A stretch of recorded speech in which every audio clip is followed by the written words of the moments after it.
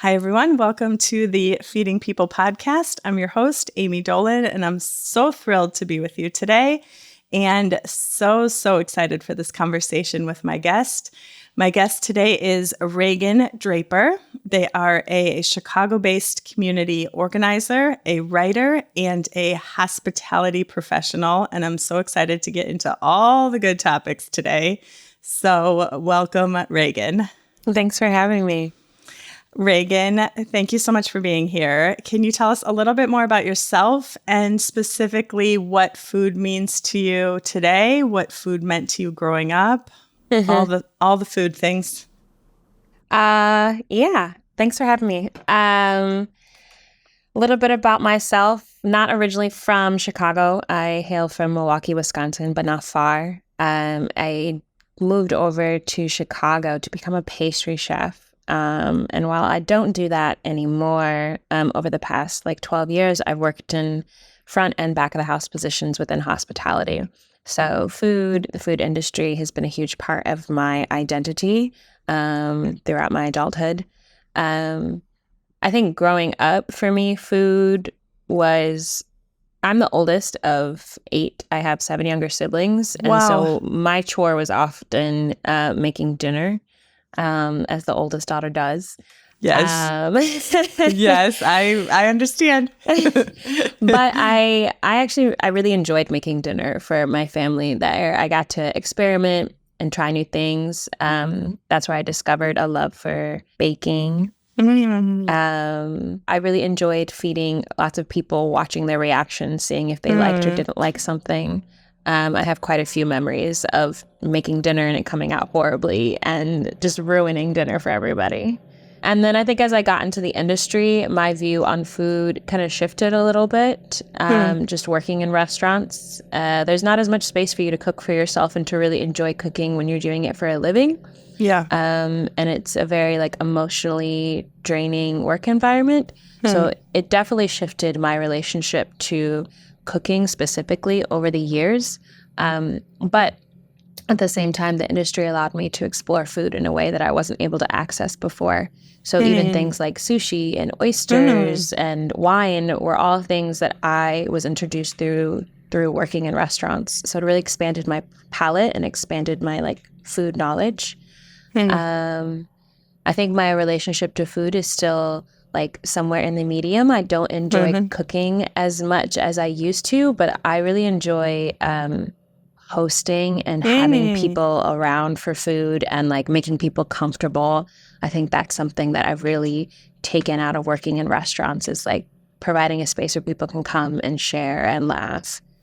I love that. There's nothing better than that, inviting people in and creating beautiful spaces, right, for them to just be and connect and feed them in the meantime. I love that. It's the true essence of hospitality, right? It's just the beautifulness. A friend said to me over the weekend that he thinks his love language is hospitality, that he expresses love to others by hosting them. And I was like, I'd never heard anyone say it that direct. It's so beautiful. Yeah, I would agree with that. Also, as a tourist, my home is very important to me. Yeah. So if I bring you into my home, it's I want you to feel as comfortable as I do here.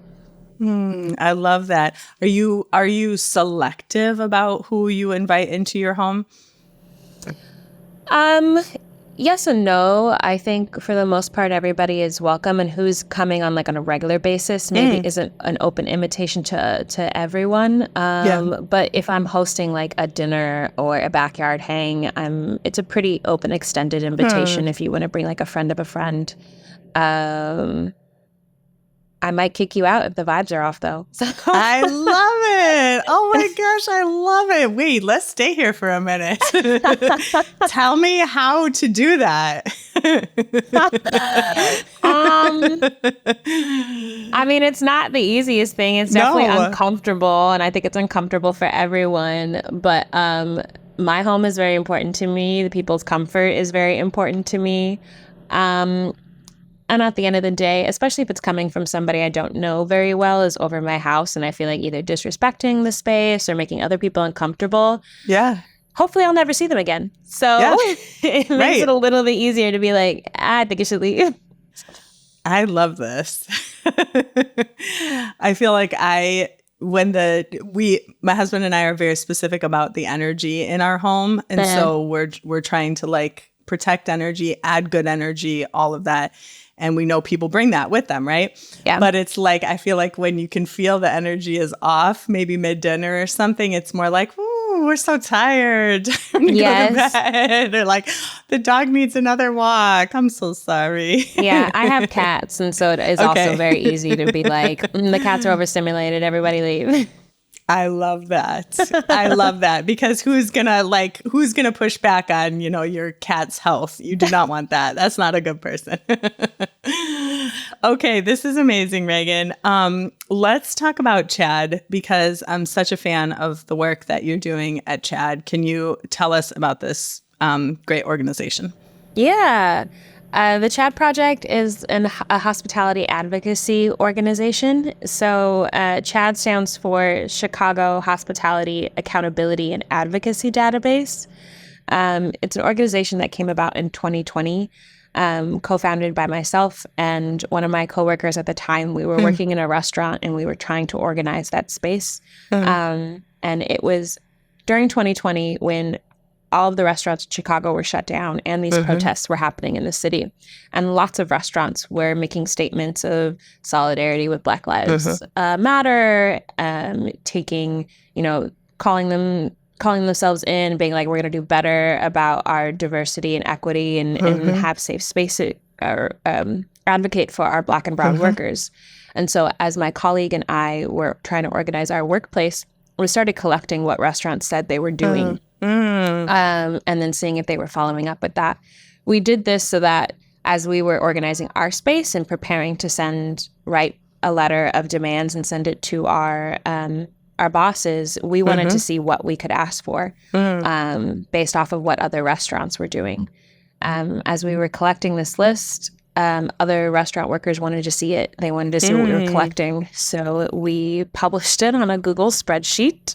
Wow. And it blew up. It was just a thing that we were just sharing with friends, and suddenly hundreds of people were viewing it, emailing us, asking how they could get involved. We weren't trying to start an organization, but it's what the community wanted. I think restaurant workers have, we know what's happening on the scene when you're on the ground. You know that, you might not want to work for that chef or that restaurant has a bad reputation, but those aren't public pieces of information. You only know them when you start being connected to other workers. So this was, for the first time, really uplifting and voicing the things that we talk about in secret.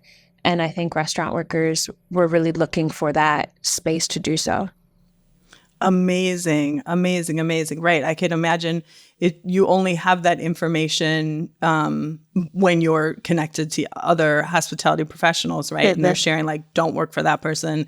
This restaurant is toxic, et cetera, et cetera. But I love that idea, like making it more public, because that's what it should be, right? Like if you don't want your bad behavior exposed, don't do the bad behavior. Yeah. Right? It should be that simple. It should be that simple.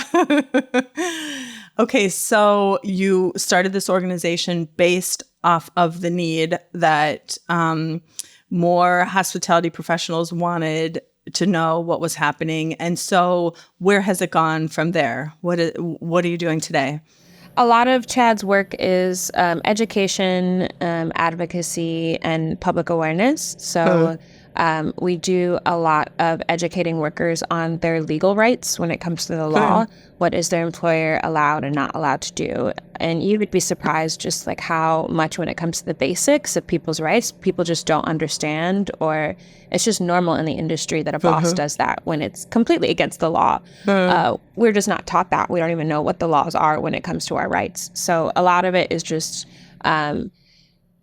informing through workshops, social media, our website content, like what are your basic rights? But then we do a lot of like cultural narrative shifts around cultural norms within the industry that aren't illegal, but are not good for us, right? The high amounts of drinking and drug use, the going, a 12-hour shift without eating or going to the bathroom or taking a break, like pushing back against those cultural norms and understanding like why they exist, how they harm us, and other ways to take care of ourselves and our colleagues while we're working in these high-stress environments.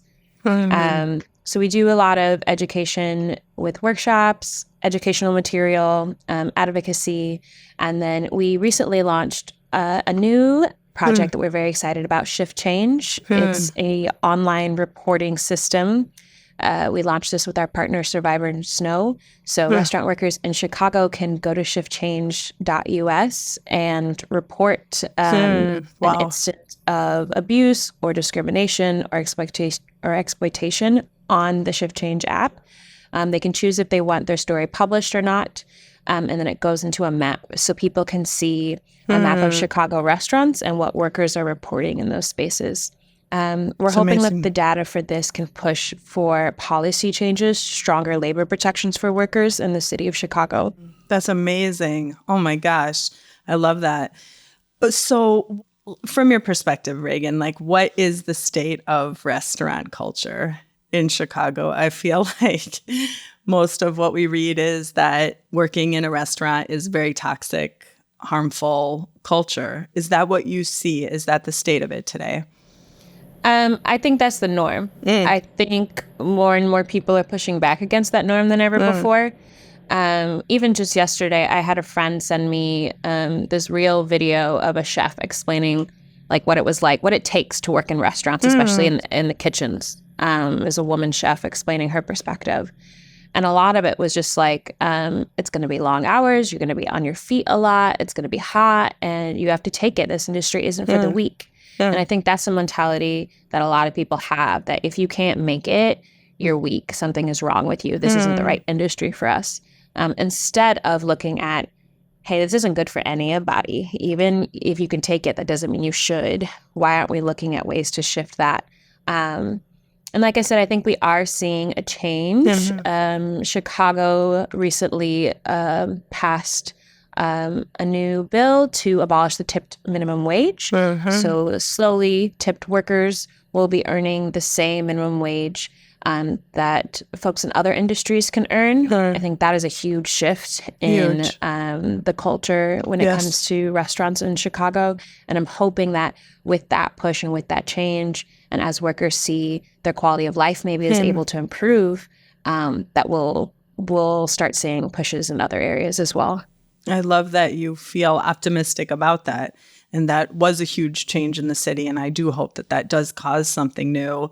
How do you think that we got here? Like, I feel like I think about this a lot. Like, how did we get to the place where the norm is harassment, sexual abuse, long hours, emotional abuse, low standard wages, no health insurance? Like, how did we get here? Yeah, it's a really fascinating question, actually. When you look at the history of hospitality, American hospitality specifically, and its growth over the last couple hundred years, it really was born out of the legacy of slavery. So before emancipation, we didn't really have a robust hospitality industry. Hospitality happened in people's homes mostly. Especially on with wealthier white folks on plantations where they, through the use of exploited Black labor, could have these lavish hospitality events. Otherwise, it was secluded in taverns, pubs. You didn't have a restaurant industry the way we do now.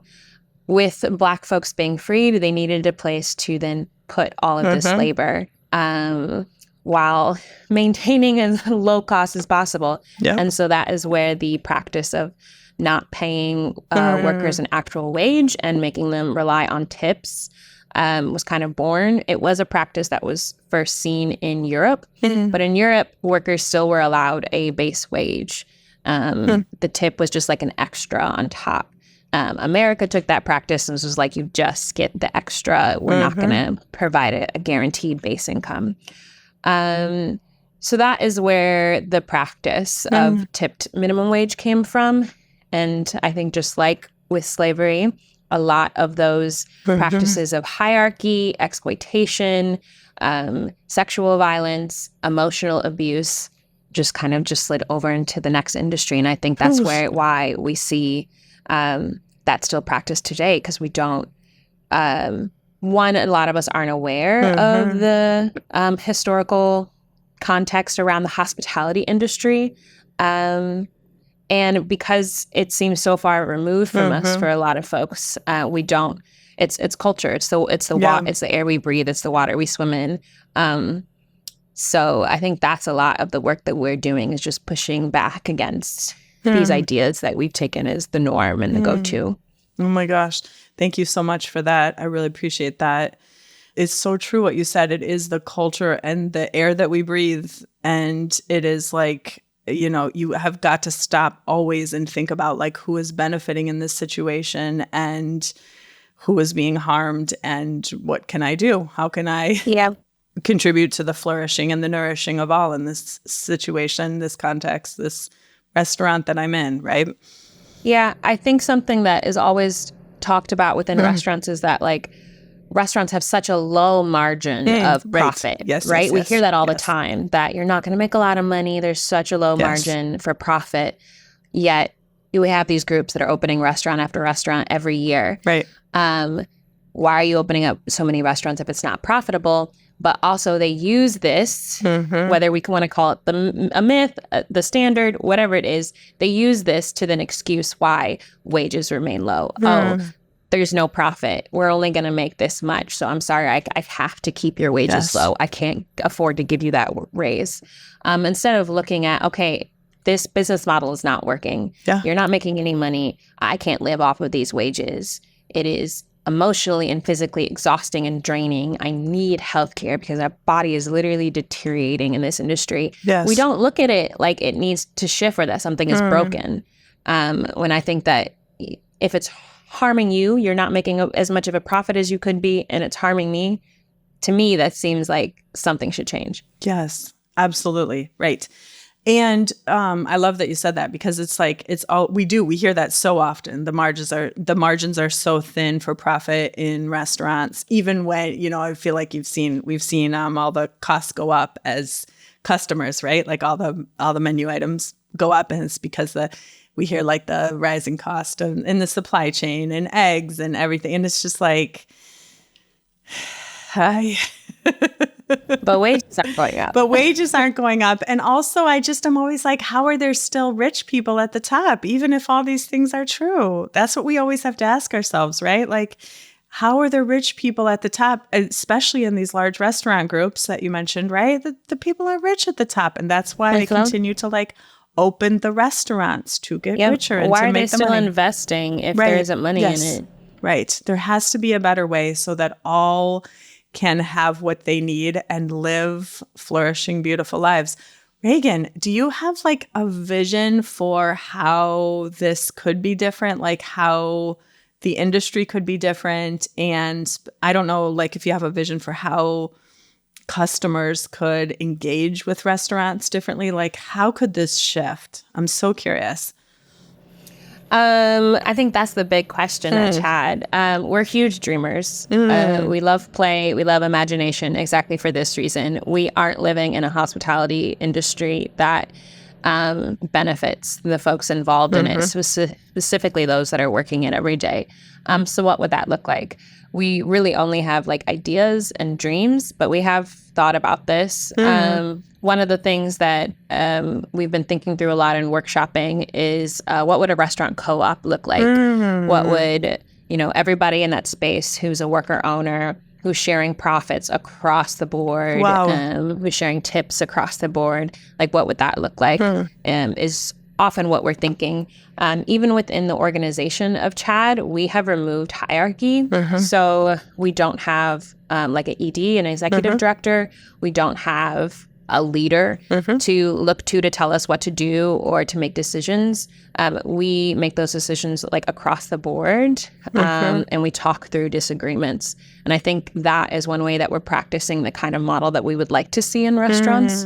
I think people underestimate how intelligent hospitality professionals really are. Like you have people who've been working in their restaurants for years.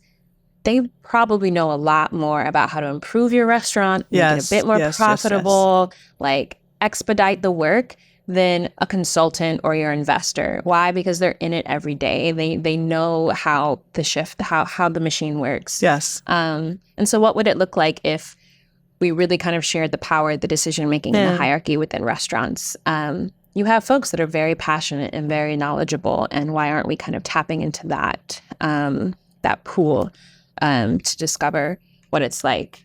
As far as customers, I mean, tipping is a huge conversation, and it usually, I don't engage with it online usually because it just starts fighting. Everybody wants to point the finger and say, you know, who is responsible for paying people? Is it the owners? You know, as a customer, you don't want to front the whole cost. And I hear that and I understand that. All I would really say to customers is like engage in a bit more care with your restaurant workers. Like, they are people, especially if you're going into places like outside of Chicago that still have a tipped wage. Yeah. Like, folks are really relying on this to pay their bills, to feed their family. And it is, at the end of the day, a luxury to go out to eat and have somebody take care of you. Yeah. So I would just encourage to like share some of that care, but then also support the bills and the changes, the cultural shifts that restaurant workers are pushing for. If there's a call to boycott a restaurant or they're protesting a place because of bad management, like, don't cross that picket line. Yes. Stand in solidarity with workers when they're pushing for changes. Customers have an immense amount of power when it comes to the restaurant industry. Business owners will make changes when the money is involved, and the customers have the money. So I think do your best to leverage that in support of folks having more healthy and sustainable working conditions. That's so good. So good. I feel like when it comes to tipping, sometimes I catch myself noticing that I don't trust the owner. And so I'm like, it's not that I don't, all I want to do is tip, but it's like, I feel like I don't trust the owner that like the tip will make it to the right person, or that the owner is trying to like get more money from me for themselves. How do you like, I don't know. I guess I just like in my head, I'm like, well, if you don't feel good in this, like if the energy is off so much in this place, then don't come here. Right. Yeah. Yeah. And that is actually a real thing. We're seeing a lot of workers right now reporting wage theft, specifically in Chicago. And a lot of it is around tips. Yeah. They're saying a percentage of their tips are being taken out, or they're pooling the tips, but they're not seeing as much on their paycheck as like what they thought the tips were at the end of the night. Yeah. That is definitely a place where owners are stealing money, which again is why we do a lot of education and advocacy for restaurant workers. This is what wage theft looks like. This is what you can start doing if this is happening to you, and this is how you can get, you know, your money back. That's really important, as well as, again, pushing for stronger policies that actually protect workers. Is a huge, so even like transparency within it when it comes to tipping. Customers don't know where this money is going, and half the time the workers don't either. So really advocating for both consumer accountability and transparency, with also helping workers at the same time. What incredible work that you do. Oh my gosh. Thank you. Yeah, truly incredible.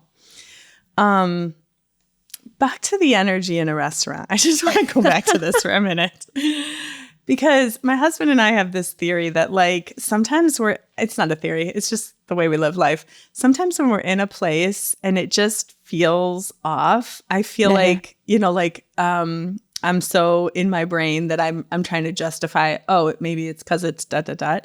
And my husband and I have this new thing that's like, no way. If you feel the energy is off in a restaurant, a coffee shop, etc., you just accept that your body knows that and your gut knows that, and you probably won't ever know like the details of it. And you decide like, are we going to continue to come here? Are we going to continue to spend our money, etc.? But like, have you ever experienced that where you go into a restaurant and you can just tell like the energy and the vibes are just totally wrong, and you're like, what is happening here? No, absolutely. Absolutely. I think, especially with American hospitality, we don't overtly realize how much of a community space restaurants are. Like, whether you're aware of it or not, you are going, yes, we're always like, oh, I'm just going to go get fed and serviced. Yep. But really, you're going to have like an emotional connection with someone. Yeah. Someone's going to come, anticipate your needs. That's a connection. Yeah. And if that is off, both parties kind of feel it. And so sometimes people aren't prepared to kind of put that investment in also. But I think, yeah, when you walk into a space and you feel it, like, this is a community space. There are multiple beings in this space. It makes total sense that sometimes, yeah, you can feel that energy. Yeah, I think it's very important to listen to yourself. I think that's also how we understand, not just like in a dining sense of places that aren't good for us, but that translate into so many other, like, where we want to work. You go in for an interview and you feel that, like, understanding that, like, feeling and listening to our bodies is a completely valid form of information and something to be taken into consideration. I love that. Right. And you don't need to actually, like, have the justification in your mind or, like, see the proof. Oh, look, I see the manager being terrible to somebody. Okay, now I know. You could just trust your body knows, like, something's not right here. Moving along. Yeah.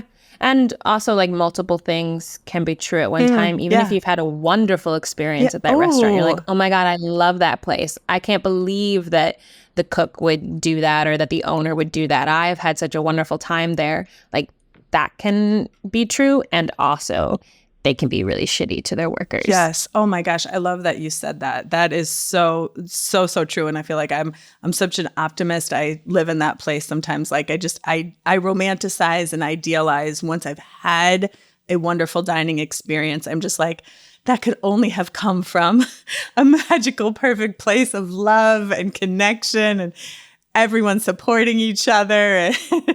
Right. And then, right, of course, I mean, it's happened to me a bunch of times, actually, to later find out the chef was doing all sorts of terrible things and the restaurants shut down and because of really, really bad behavior. So thank you for saying that. That's so true.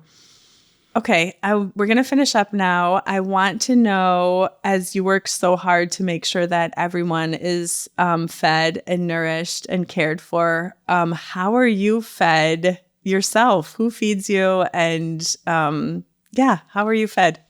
That's such a great question. My community feeds me. I have a beautiful community of friends, neighbors, that really, I don't like to cook for myself. I think coming from a large family where I cooked for so many people, I find it such a waste to cook for myself. And then I still, like, I can't help but make big meals sometimes. And I'm like, what am I going to do with all this food? So I don't actually like cooking unless I'm cooking for other people. So, like, my neighbor, for example, she knows I don't like to cook. And so she'll cook and be like, come over and get some soup or get some chili. I made this. Oh, that's amazing. And I do love that. And outside of that, I paint, I play, I yell at my cats. My home is very important. I cultivate a space where, like, I know I can recharge. I think in hospitality, but also in, like, community organizing work, a lot of it is relationship based, very emotionally heavy. So it's important for me to have a place where I can go and I can recharge and I don't have to, like, perceive anyone's needs or extend any care. It's just about me. Yes. Oh, that's lovely. Oh my gosh. I love you. Just like your whole face came alive when you talked about your community and your neighbors. And that's the way it should be, right? May we all be that lucky. I mean, I'm just trying to live in the future that I want to happen. Oh my gosh. How do we all do that? How did you get to that place? It sounds amazing. You're in touch with what you want and the future you want. And so you've set about creating that around you. Yeah. And I think, I mean, we say it in very many ways, like you attract the energy that you put out. And I do have a pretty broad community of, like, friends and neighbors, but they're all very intentionally there. Like, I want everybody who's there, and we match each other's energy. We all kind of want this, like, ecosystem of connection and support. So yeah, it's really beautiful, and I want this for everybody too. Yes. Raeghn, you are only a ray of sunshine today on this very sunny day. So that's double sunshine. And you're so inspiring, and your work is so beautiful. Thank you for sharing that with us all today. Listen, y'all need to be following Chad on Instagram, because one of my favorite accounts now, who does the visuals on the Chad Instagram account? Because oh my gosh. Yeah, so we had some designers initially at the start of Chad make our graphics, like our little cartoons, which everybody loves. Yes. Love.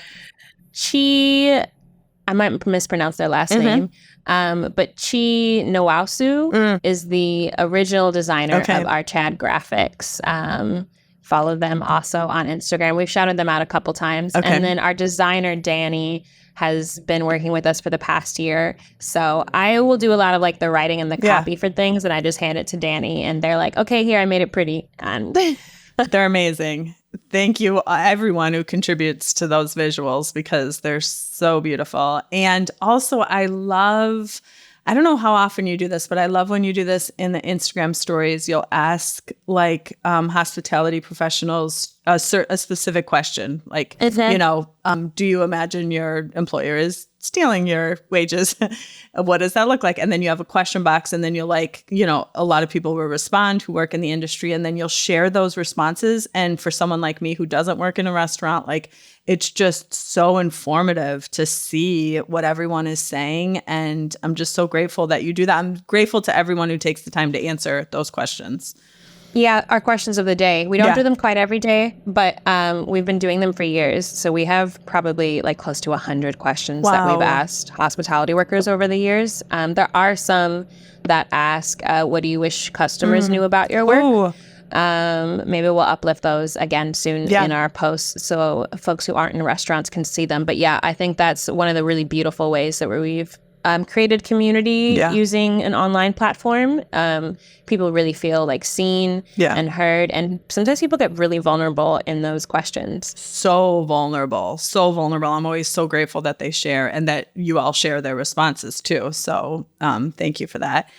Raeghn, this has been such a great time. Thank you so much for all of your wisdom, all of your light. And I hope this has inspired us to be better customers and better advocates for all, really. So thank you so much, Raeghn.